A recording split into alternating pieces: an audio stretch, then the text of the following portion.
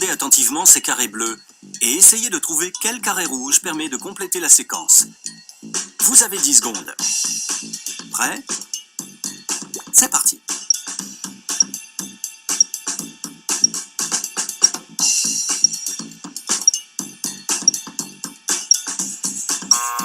Vous avez trouvé?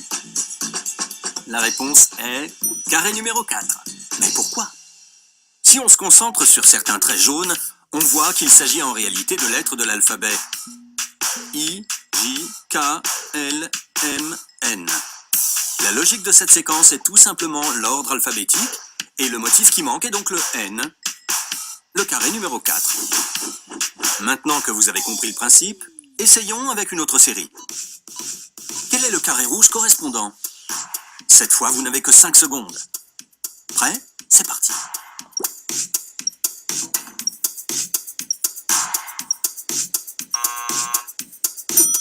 C'est le carré numéro 2. Cette fois, les lettres sont F, G, H, I, J.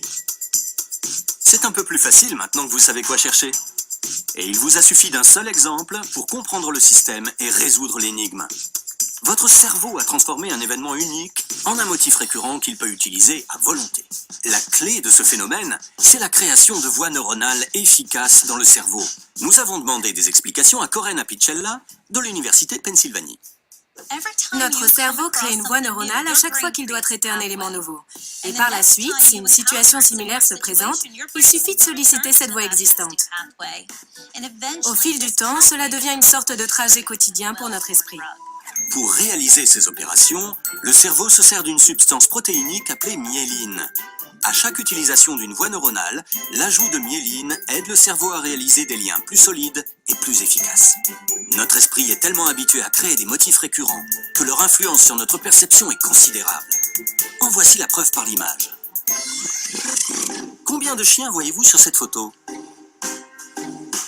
Vous avez sans doute répondu 2, mais soyez franc. Pendant un instant, vous n'avez vu qu'un long chien. Essayons autre chose. Je parie que vous avez pensé, tiens, il a drôlement grandi, lui. Vous avez eu cette impression parce que votre cerveau a créé une vision erronée de la réalité pour éviter d'admettre qu'il ne comprenait pas la situation. Il a imaginé que mon corps se prolongeait derrière ce rectangle bleu. Cette illusion est liée à la loi de bonne continuité. Et elle prouve que le cerveau se sert des motifs récurrents pour combler les vides. Mais comme vous pouvez le voir, la loi de bonne continuité nous induit parfois en erreur. Notre cerveau est si efficace pour identifier les motifs récurrents qu'il associe parfois plusieurs objets distincts. En l'occurrence, il a perçu 2 animaux différents comme étant un chien anormalement long.